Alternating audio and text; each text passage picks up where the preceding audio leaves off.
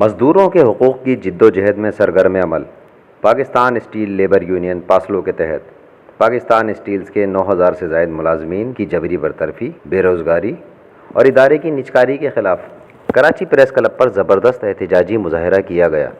مظاہرین نے بینرز اور پلے کارڈز اٹھا رکھے تھے جن پر نجکاری کے خلاف نعرے درج تھے۔ پاسلو کے مظاہرے میں جماعت اسلامی کراچی کے امیر حافظ نعیم الرحمان نے خصوصی شرکت کی۔ اپنے خطاب میں انہوں نے کہا کہ اسٹیل ملز 2007 میں اربوں روپے کا منافع دے رہا تھا۔ موجودہ حکومت بھی مزدوروں کا استحصال کر کے ان کے منہ سے روٹی کا نوالا چھیننا چاہتی ہے۔ حافظ نعیم الرحمان کا کہنا تھا کہ جماعت اسلامی مزدوروں کے حقوق کی جد و جہد میں ان کے شانہ بشانہ ہے۔ ہم احتجاج کے ساتھ ساتھ عدالت کا دروازہ بھی کھٹکھٹائیں گے۔ اسٹیل کے غیور محنت کشوں، آج آپ نے اس لاک ڈاؤن میں ایک بڑا احتجاجی مظاہرہ کراچی پریس کلب کے سامنے کر کے یہ ثابت کیا ہے کہ آپ ایک بڑی اور طویل جد و جہد کے لیے تیار ہیں۔ میرے بھائیوں، ہم جس معاشرے میں رہتے ہیں، جس نظام میں زندگی گزار رہے ہیں، اس میں عدل اور انصاف نہیں ہے، اس میں ظلم کی حکمرانی ہے۔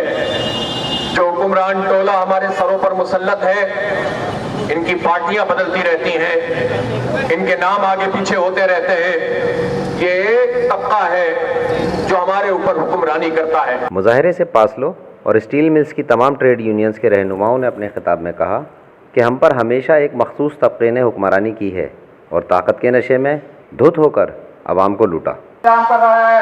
آج آپ نے اس کے فیصلے کے خلاف بغاوت کی ہے، آج آپ نے اس کی اہمیت کے خلاف بغاوت کی ہے۔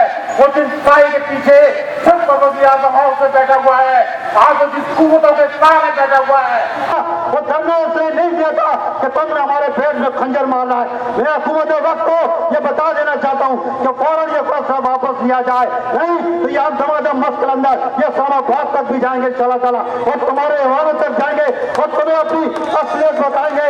یہ حکومت مزدوروں کو ناکارہ سمجھتی ہے، یہ ہمیں کیڑا مکوڑا سمجھتی ہے، لیکن ہمارا ان کو میسج ہے کہ ان مزدوروں نے آپ کو بنایا ہے، یہی مزدور آپ کو ان ایوانوں سے باہر کر کے پھینکیں گے۔ رہنماؤں کا کہنا تھا کہ نجکاری کے نتائج عوام کے حق میں بہتر نہیں نکلے۔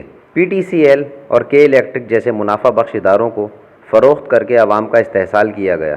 اس موقع پر مظاہرین نے نجکاری، جبری برطرفی اور بے روزگاری کے خلاف زبردست نعرے بازی بھی کی۔